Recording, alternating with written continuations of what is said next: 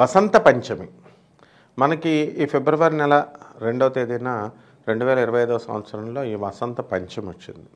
వసంత పంచమి అంటే అందరికి ఇష్టం, ఎందుకంటే వసంత నవరాత్రులు అంటాం కదా, వసంత ఋతువు అంటాం.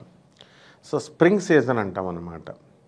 ఈ నార్థన్ స్టేట్స్లో వింటర్ జరుగుతుంటే స్ప్రింగ్ సీజన్ అనేది వెస్టర్న్, సెంట్రల్ వెస్ట్ ఇలాంటి మన సౌత్ ప్లేసుల్లో జరుగుతూ ఉంటుంది. ఈ స్ప్రింగ్ సీజన్కి రావడానికి ఆహ్వానించడమే మనము ఈ యొక్క వసంత పంచమి అని అంటాం అన్నమాట.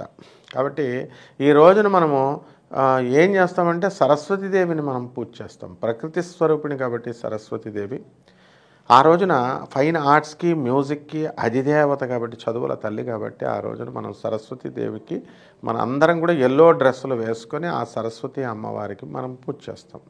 యా కుందేందు తుషారహార ధవళా యా శుభ్రవస్త్రావృత యా వీణావరదండ మండితకరా యా శ్వేత పద్మాసనా యా బ్రహ్మాచ్యుత శంకర ప్రభృతి బిద్ధే వై సదా పూజిత స్వామాం పాతు సరస్వతి భగవతి నిశేషజాజ్యాపహ అంటూ పూజ చేస్తాం. ఎవరైతే ఏళ్లలో ఉన్నటువంటి పిల్లలు 5 సంవత్సరాలు నిండినటువంటి పిల్లల చేత తొలి పలుకులు రాయిపిస్తాం. విద్యాభ్యాసాలకి, అక్షరాభ్యాసాలకి మన ఇంట్లోనే మనం చెప్తాం. రానున్న కాలంలో ఏమైపోయిందంటే కాలం మారే కొద్దీ గుళ్ళకి, దేవాలయాలకి తీసుకుపోతున్నాం. ఆ దేవాలయ విగ్రహాల్లోని మాత్రమే దేవుడు ఉంటాడు అనేటటువంటి నేరో మైండెడ్ థాట్ వచ్చేసి సంకుచిత స్వభావంతో, అంటే చదువు లేనటువంటి వాళ్ళు, సరైనటువంటి విషయ అవగాహన లేనటువంటి వాళ్ళు అందరూ చెప్పబట్టి పండితులు మీరు గుళ్ళకపోండి అట్లా చెప్పడం వల్ల నిజంగానే పాపం గుళ్ళకి వెళ్ళిపోతున్నారు జనం. అక్కడ తొక్కిసలాటుంటాయి.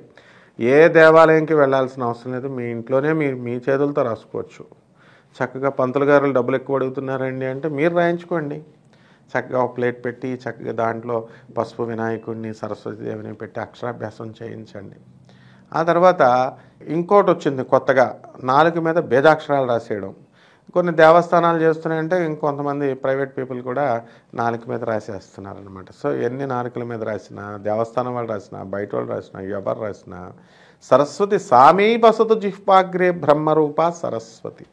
ఆ తల్లి మనం చేసేటటువంటి పూర్వజన్మలో చేసిన మంచి పనులు, మనం పేద ప్రజల కోసం, వికలాంగుల కోసం, తర్వాత పేద ముసలాళ్ళ కోసం, వీళ్ళ కోసం మనం జీవితాన్ని అంకితం చేస్తామంటే ఆ సరస్వతి కరుణిస్తుంది, మనకి కరుణించి విద్యనిస్తుంది తప్ప మనకి కాళిదాసుని తీసుకోండి, నాలుక పైన బేజాక్షరాలు సాక్షాత్ స్వయంగా అమ్మవారు వచ్చి రాసింది. తెనాలి రామలింగడికి చూడండి, అమ్మవారు ప్రసన్నమైంది. అలా తయారవ్వాలి మనం, అంతేగాని పనిగట్టుగా నీళ్ళు ఎవరి చేత, పంతుల చేత, వీళ్ళ చేత బేజాక్షరాల మీద రాయించేసుకుంటే నాలుక మీద చదువు రాదు. అలాగే అక్షరాభ్యాసాల కోసం మీరంతా కూడా దేవాలయాలకు పోటీ పడి ఆ గుడి ఈ గుడి అని సరస్వతిదేవి దగ్గరికి వెళితే అందరూ కలెక్టర్లు కారు, అందరూ ఇంజనీర్లు, డాక్టర్లు మీరు అనుకున్నట్టు ఏం కారు. కావాల్సి సర్వే చూసుకోండి. కాబట్టి ఇంట్లో ఈ రద్దీని పెంచకండి దయచేసి. దేవాలయాలకు తర్వాత వెళ్ళండి, మర్నాడు వెళ్ళి రాయించుకోండి, ఎప్పుడు వెళ్ళినా పర్వాలేదు. ఇకపోతే నవరాత్రుల్లో ఈ పంచమి రోజున మనకి ఏంటి అంటే స్టోరీ, రతి మన్మధుల స్టోరీ మనం విన్నాం. రతి మన్మధులు ప్రేమ దేవతలు, రాధాకృష్ణులు ప్రేమ దేవతలు. సో వాళ్ళు శివుడు ఘోర ధ్యానం చేసుకుంటూ ఉంటాడు శివుడు ఎప్పుడు కూడా. పార్వతీదేవి ఏమో సతీదేవిగా చనిపోయి పార్వతిగా పుట్టి సాక్షాత్తు ఆ పరమేశ్వరుని పెళ్లి చేసుకోవాలని ఎన్ని ప్రయత్నాలు, ఎంత తపస్సు చేస్తున్నా సరే శివుడు ధ్యానంలో నిరాసక్తుడై విరాగి అయి అలా ఉండిపోయాడు. అప్పుడు ఏం చేయాలో తెలియక దేవతలందరూ పార్వతీదేవికి సపోర్ట్ చేయాలి, సహాయం చేయాలి అనే ఉద్దేశంతో కామదేవుడిని అడుగుతారు. కాముణ్ణి అడిగితే శివుని యొక్క శివుడిలో కామం పుట్టించు అంటే అప్పుడు పుష్పాలతో తయారు చేసినటువంటి ఒక బాణాన్ని వేస్తాడనమాట. శివుడి మీద వేసేసరికి శివుడు 3వ నేత్రంతో, అసలు శివుడిని ఎవరైనా కోరిక పుట్టించగలుగుతారా? పుట్టించలేరు. అటువంటిది బాణం వేసి ఆయన ధ్యానం డిస్టర్బ్ చేశాడనేటటువంటి ఉద్దేశంతో క్రోధాగ్నిలో, ఆ 3వ కన్ను నుంచి వచ్చినటువంటి అగ్నిలో కామదేవుడు చచ్చిపోతాడు. అప్పుడు బాధపడుతూ ఉంటే రతీదేవి భార్య అడుగుతుంది, నా భర్త ఏం తప్పు చేశాడు మీరు చంపేశారంటే, అతనికి శరీరంతో నీకు మాత్రమే కనబడతాడు, మిగతా వాళ్ళకి శరీరంతో కనబడరు, నెక్స్ట్ జన్మలో శ్రీకృష్ణుడికి కొడుకుగా పుడతాడన్నారు. అందుకని రుక్మిణీ కృష్ణుడికి ఆయన ప్రద్యుమ్నుడిగా పుడతాడు.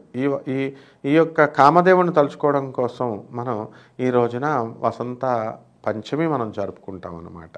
అలాగే మనకి సరస్వతీదేవికి ఇష్టమైనటువంటి పసుపు కలరు, తెలుపు రంగు నందివర్ధన పువ్వులు, ఇష్టమైనటువంటి ఆ సీజన్లో వచ్చేటటువంటి గులాబీ పూలు, చామంతి పూలు, ఏ పువ్వులు ఉంటే ఆ పువ్వులతో అమ్మవారికి మనము ఈ యొక్క అభిషేకాలు, పూజలు, కుంకుమార్చనలు మనం చేసుకుంటే సరిపోతుంది. అలాగే ఆ రోజున చాలామంది తెల్లవారుజామున నిద్ర లేచి సాక్షాత్తు శివపార్వతులకు కూడా వీళ్ళు పూజ చేయడం అనేటటువంటిది జరుగుతుంది. వందే శంభుం ఉమాపతిం సురగురుం వందే జగత్కారణం వందే పన్నగభూషణం మృగధరం వందే పశూనాం పతిం వందే సూర్య శశాంక వన్యనయనం వందే ముకుంద ప్రియం వందే భక్తజనాశ్రయం చ వరదం వందే శివం శంకరం అంటూ శివపార్వతులకు కూడా మనం చేసుకుంటాం. ఈ విధంగా ఈ వసంత నవరాత్రులను ఓం ఐం సరస్వతి అయిన నమః అంటూ వసంత పంచమి రోజున మనం పూజ చేసుకుంటే సరస్వతీదేవిని సకల విద్యల్ని మనకు ప్రసాదిస్తుంది. మళ్ళీ ఏం చేయాలా? స్వమంత్రం స్వయంత్రం స్వవిద్యా ప్రకటయ స్వాహ. మన మంత్రాలు, తంత్రాలు, యంత్రాలు అన్నీ కూడా మన జరగాలి అంటే కేవలం పరోపకారం కోసం మనం పేద ప్రజలకి, వాళ్ళకి అనాథల పిల్లలకి, మరి జ్ఞానం శూన్యులకి, వీళ్ళందరికీ కూడా మనం జ్ఞానం నేర్పించడంలో నిజమైన యథార్థ జ్ఞానాన్ని మనం ఇవ్వాలి. అలా కాకుండా మనము మెస్పరైజ్ చేసి పురాణాల్లో ఉన్నది ఒకటైతే ఏదో చేయాలి అని యథార్థ భక్తిని, యథార్థ జ్ఞానాన్ని, శాస్త్ర వివేకతని ఇవన్నీ కూడా బోధించకుండా మన ఇష్టం వచ్చినట్టు బోధిస్తే బ్రహ్మరాక్షస రూపాలు చెప్పినటువంటి వాళ్ళు ఎత్తుతారు. కాబట్టి ప్రవచనకారులంతా కూడా ఈ విషయాన్ని వాళ్ళు తెలుసుకోవాలి. ఏంటంటే ఏదో గుళ్ళకి పంపించాలి, వెళ్ళాలి, మనకు పేరు రావాలి అని వెళ్ళిపోండి, గుళ్ళకి వెళ్ళిపోండి ఇట్లా చెప్పకూడదు. అలాగే ఎక్సైట్ చేసేసి మీరు ఇచ్చేస్తే మీకు పుణ్యాలు వచ్చేస్తే మీకు ఈరోజు సరస్వతి కటాక్షం వచ్చేస్తుంది, మీరు కలెక్టర్ లేకపోతే what is all this non sense. కాబట్టి ప్రాక్టికల్గా మనం గౌరవించాలి. కాబట్టి ఈ సరస్వతీదేవిని ఆ రోజు మీరు పూజ చేసుకోండి. ఆ విధంగా ఈ సరస్వతి తల్లిని మన అందరికీ తెలిసిందే కదా, సరస్వతి మంత్రం. సరస్వతి నమస్తుభ్యం వరదే కామరూపిణి విద్యారంభం కరిష్యామి సిద్ధిర్భవతి మే సదా. సరస్వతి నమస్తుభ్యం సర్వదేవి నమో నమః శాంతరూపే శశిధరే సర్వయోగే నమో నమః అంటూ ఆ జగన్మాత అయినటువంటి సరస్వతీదేవిని కీర్తిస్తే ఆ తల్లి అన్ని విద్యల్ని మనకు ప్రసాదిస్తుంది. అయితే ఆ కేవలము విద్యార్థులే కాకుండా సంగీత విద్వాంసులు కూడా ఆ రోజున మనం సరస్వతి తల్లిని మనం పూజ చేస్తాం.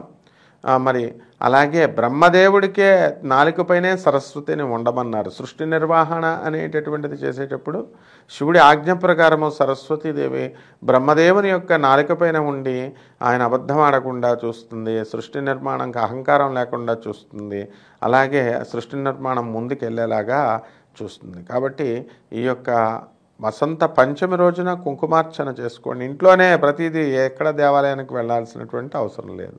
కుదిరితే మీరు వెళ్ళండి. ఆ జనాన్ని మాత్రం పెంచేసి చేయడం వల్ల మీకు పాపం వస్తుంది తప్ప పుణ్యం రాదు. వికలాంగుల్ని, చిన్నపిల్లల్ని తొక్కేయకూడదు, మీరు ఇబ్బంది పడకూడదు అనమాట.